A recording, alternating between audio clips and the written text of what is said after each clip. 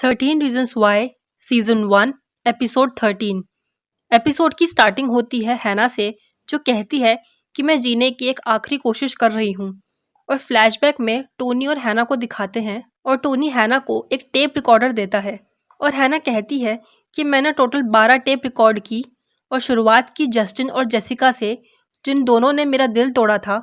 उसके बाद Alex, Tyler, कॉर्टनी और मार्कस, जिन्होंने मेरी रेपुटेशन खराब करी। और उसके बाद रियान और जैक, जिन्होंने मेरी हिम्मत तोड़ी। और फिर टेप 12 में ब्राइस, जिसने मुझे जीते जी मार दिया था। पर जैसे ही उसने वो सारी टेप रिकॉर्ड करी, तब उसे थोड़ा अच्छा लगा और उसे लगा कि वो शायद इस सब चीज़ों को हरा सकती है और वो किसी से मदद लेने की सोचती है और कहती है कि अगर तुम ये टेप सुन रहे हो तो मतलब कि वो हार गया जिससे मुझे उम्मीद थी। उसके बाद प्रेजेंट में स्कूल के उन बच्चों को बयान देने के लिए बुलाते हैं जिन्हें समन भेजा गया था। मिस्टर और मिसेस बेकर के वकील डेनिस उनसे सवाल पूछते हैं और स्कूल की तरफ से मिसेस जेनसन भी वहाँ रहती हैं। जैक अपने बयान में कहता है उसने कई बार सुना था कि लोग हैना को परेशान करते थे और उसने खुद भी एक बार हैना को कुछ कहा था। अपने बयान में मार्कस बताता है कि हम दोनों ने बस एक बार मिल्क शेक पिया था और शायद उसे मेरी कोई बात बुरी लगी थी। फिर क्ले को अपने पेरेंट्स के साथ दिखाते हैं और क्ले के डैड उससे पूछते हैं कि वो रात भर कहाँ था, पर वो उन्हें कुछ नहीं बताता। तभी टोनी वहाँ आता है और क्ले उसे अपने कमरे में लेके आता है और उसे कहता है कि उसने एक 14th नंबर की टेप रिकॉर्ड की है जिसमें ब्राइस का कन्फेशन रिकॉर्ड है, जिसमें वो ये मान लेता है कि उसने हैना के साथ ये सब कुछ किया था, जो कि अपने आप में एक बहुत बड़ा सबूत है। क्ले टोनी को बताता है कि शेरी पुलिस के पास चली गई है और उसने खुद अपनी गलती मान ली और वो कहता है कि हैना क्या चाहती थी उससे अब इतना फर्क नहीं पड़ता, हमें उसे और जेसिका को इंसाफ दिलाने के लिए कुछ करना चाहिए।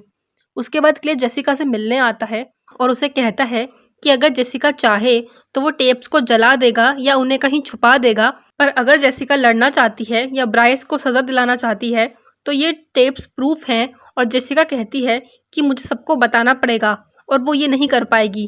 क्ले उसे कहता है कि अगर उसे कुछ भी हेल्प चाहिए तो क्ले हमेशा उसके साथ है और वो वहाँ से जाने लगता है और जेसिका उसे कहती है कि टेप्स को मत जलाना। फिर जस्टिन जेसिका से मिलने आता है और बताता है कि जेसिका जो कहेगी वो करने के लिए रेडी है, वो पुलिस को बता सकता है, बस जेसिका बता दे कि वो चाहती क्या है। और वो कहती है कि वो जस्टिन को कभी नहीं देखना चाहती। फिर फ्लैशबैक में क्ले हैना से बात करने आता है पर हैना उसे कुछ नहीं बता पाती और हमें प्रेजेंट में दिखाते हैं कि क्ले स्कूल में मिस्टर पोर्टर से बात करने आता है और फ्लैशबैक में हैना मिस्टर पोर्टर से मिलने आती है। हैना उन्हें बताती है कि उसे अब किसी चीज़ से कोई फर्क नहीं पड़ता और उसे लगता है कि वो सबके ऊपर सिर्फ एक प्रॉब्लम है, उसका कोई दोस्त नहीं बचा है और उसे लगता है कि अगर वो नहीं होती तो सबकी लाइफ कितनी आसान होती। ये पूरा सीन फ्लैशबैक और प्रेजेंट में चलता है। फ्लैशबैक में हमें हैना मिस्टर पोर्टर को सब कुछ बताते हुए दिखती है और प्रेजेंट में क्ले मिस्टर पोर्टर को सब कुछ सच बताते हुए दिखाया जाता है। तो प्रेजेंट में क्ले मिस्टर पोर्टर को बताता है कि वो उनसे हैना के बारे में बात करने आया है और क्ले उन्हें बताता है कि जेसिका के पार्टी में क्ले और हैना के बीच में क्या क्या हुआ और वो कहता है कि उसे बहुत गिल्टी फील हुआ कि वो उसे वहाँ अकेला छोड़कर चला गया था। मिस्टर पोर्टर उसे कहते हैं कि वो उसका खुद का फैसला था और हम नहीं जान सकते कि हैना ने ऐसा क्यों किया। क्ले कहता है कि अगर ये पता करने का कोई रास्ता हो तो। फिर फ्लैशबैक में हैना कहती है कि वो चाहती है कि सब कुछ खत्म हो जाए जो उसके साथ हो रहा है। मिस्टर पोर्टर उससे पूछते हैं कि वो ऐसा क्यों कह रही है और हैना उन्हें बताती है कि उसके साथ कुछ ना कुछ एक के बाद एक बुरा होता गया। वो उन्हें एलेक्स की लिस्ट के बारे में बताती है जिसकी वजह से सब लोग उसे गंदी नज़र से देखने लग गए। ब्राइस की पार्टी के बारे में भी बताती है।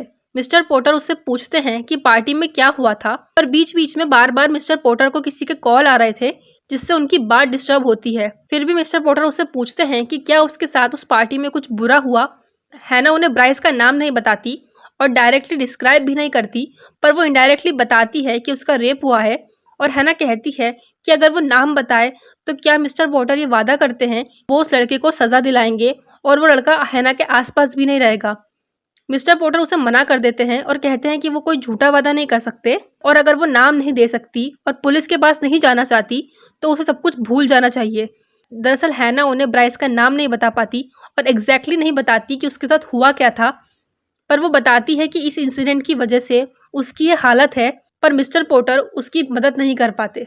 प्रेजेंट में मिस्टर पोर्टर क्ले को कहते हैं कि खुद को ब्लेम करना नॉर्मल चीज़ है, पर हम जानबूझकर कुछ गलत नहीं करते और हम परफेक्ट नहीं हैं, हम इंसान हैं, हमसे गलतियां होती हैं और क्ले कहता है कि अगर हम अपनी गलतियां सुधार नहीं सकते तो हमें उनकी जिम्मेदारी तो लेनी चाहिए।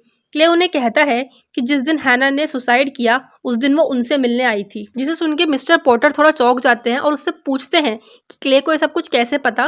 पर क्ले उन्हें कहता है कि आपने हैना की फैमिली को क्यों नहीं बताया। तो मिस्टर पोर्टर उसे कहते हैं कि उसने डायरेक्टली कभी नहीं कहा कि वो ऐसा कुछ करने वाली है। क्ले उन्हें कहता है कि डायरेक्टली ना सही पर उसने अपनी हालत के बारे में आपको बताया, इनडायरेक्टली रेप के बारे में भी बताया, पर आप उसकी कोई मदद नहीं कर पाए। मिस्टर पोर्टर कहते हैं कि अगर ऐसी कोई इलीगल चीज होती है तो उन्हें पुलिस को कॉल करना होता है, पर वो इन्फॉर्म करने के लिए उन्हें पता होना चाहिए एग्जैक्टली क्या हुआ और किसने किया, जो दोनों ही चीजें हैना ने डायरेक्टली क्लियरली नहीं बताई। और क्ले उन्हें कहता है कि आपको नाम चाहिए ना, तो मैं आपको बताता हूँ, वो नाम है ब्राइस। ब्राइस वॉकर ने हैना का रेप किया था। मिस्टर पोर्टर उसे कहते हैं कि किसी भी स्टूडेंट पर इस तरह के इल्जाम लगाना बहुत बड़ी बात है, पर क्ले उन्हें कहता है कि उसके पास बयान है। उसने हैना की बात को सच मान के ब्राइस से पूछा और ब्राइस ने उसे मारकर सब कुछ सच कह दिया। जो मिस्टर पोर्टर को करना चाहिए था वो क्ले ने किया। फ्लैशबैक में मिस्टर पोर्टर हैना को कहते हैं कि अगर उसे कोई कार्रवाई नहीं करनी तो उसे बात को भूल जाना चाहिए, और हैना वहां से चली जाती है। उसे लगता है कि मिस्टर पोर्टर उसके पीछे आएंगे, पर वो नहीं आते, और वो कहती है कि कुछ लोगों ने मेरी परवाह करी पर वो काफ़ी नहीं थी, और अब मुझे भी किसी की परवाह नहीं है। और ये टेप यहीं ख़त्म होती है, अब कहने के लिए कुछ नहीं बचा। प्रेजेंट में क्ले मिस्टर पोर्टर को बताता है कि हैना ने उनके ऑफिस से निकलने के बाद क्या क्या किया, और क्ले उन्हें कहता है हैना आपके ऑफिस से निकलकर अपने घर गई। उसके बाद उसने एक पैकेट को, यानी कि जो टेप्स थी उनको एक डब्बे में पैक किया, क्रेस्टमोंट पर अपनी यूनिफॉर्म वापस करी, एक पैकेट उसने टोनी के घर पे रखा और दूसरा पैकेट उसने पोस्ट किया। उसके बाद वो घर आई, उसने अपने कुछ पुराने कपड़े पहने और बाथरूम में अपनी कलाई काटकर अपनी जान ले ली। उसके बाद हैना मिसेस बेकर को मिलती है और मिस्टर बेकर एम्बुलेंस को फ़ोन करते हैं, पर तब तक बहुत देर हो चुकी होती है। क्ले उन्हें कहता है कि आप और मैं उसे रोक सकते थे, और भी बहुत लोग थे, पर किसी ने उसे नहीं रोका। मिस्टर पोर्टर कहते हैं कि हम सोच भी नहीं सकते कि उस पर क्या बीत रही होगी। क्ले उन्हें कहता है कि मैं उसे अपने दिल की बात बताने से डरता रहा, अगर बता देता तो वो बच जाती। और क्ले उन्हें टेप्स के बारे में बताता है और कहता है कि आखिरी टेप मिस्टर पोर्टर की है और आप आखिरी इंसान हैं जिसे टेप्स मिली, और आपके बाद इन टेप्स का क्या करना है वो हैना ने नहीं बताया, तो आपको डिसाइड करना है कि आगे क्या करना चाहिए। मिस्टर पोर्टर क्ले से पूछते हैं कि वो टेप्स उसके पास कैसे आई, तो क्ले उन्हें बताता है कि 11वें नंबर पे क्ले की टेप है। ऑफिस से निकलते हुए क्ले मिस्टर पोर्टर को कहता है कि हालात को बदलना ही पड़ेगा, हमें एक दूसरे को समझना होगा और एक दूसरे से अच्छे से बर्ताव करना होगा। और फिर बाहर आके क्ले स्काई से बात करता है और फिर टोनी को दिखाते हैं जो मिस्टर और मिसेस बेकर को टेप्स की पेन ड्राइव देता है ताकि हैना के केस में हेल्प हो सके, और वो उनसे माफ़ी मांगता है। वो कहता है कि वो सिर्फ हैना की कही हुई बात मान रहा था, पर अब उसे लगता है कि ये करना ज़्यादा सही है। उसके बाद टाइलर को दिखाते हैं जो अपने बयान में कहता है कि लोग टाइलर को बहुत परेशान करते हैं, और वो बताता है हैना के साथ स्कूल में बहुत बदतमीजी रोज होती थी, लोग उसे परेशान करते थे, उसके बारे में गलत गलत बातें करते थे, और वो साथ में टेप्स के बारे में भी बता देता है। और वो ये भी बताता है कि लास्ट टाइम वो टेप्स क्ले के पास थी, जिसे सुनकर मिसेस जॉनसन थोड़ी शॉक हो जाती हैं। उसके बाद जेसिका अपने बयान में कहती है कि उसने एक बार हैना को थप्पड़ मारा था। फिर जस्टिन और ब्राइस को दिखाते हैं और जस्टिन अपना बयान देने नहीं जाता। ब्राइस जस्टिन से पूछता है कि क्ले को हैना और ब्राइस के बारे में कैसे पता, और जस्टिन उसे टेप्स के बारे में बताता है और साथ में ये भी बताता है कि जेसिका के बारे में भी सबको पता है क्योंकि हैना उस रात उसी कमरे में थी। ब्राइस ये सुनकर थोड़ा परेशान हो जाता है और जस्टिन से बाद में मिलने के लिए कहता है, और जस्टिन उसे कहता है कि अब वो कभी उसे नहीं मिलेगा, और जस्टिन को शहर छोड़कर जाते हुए बताते हैं।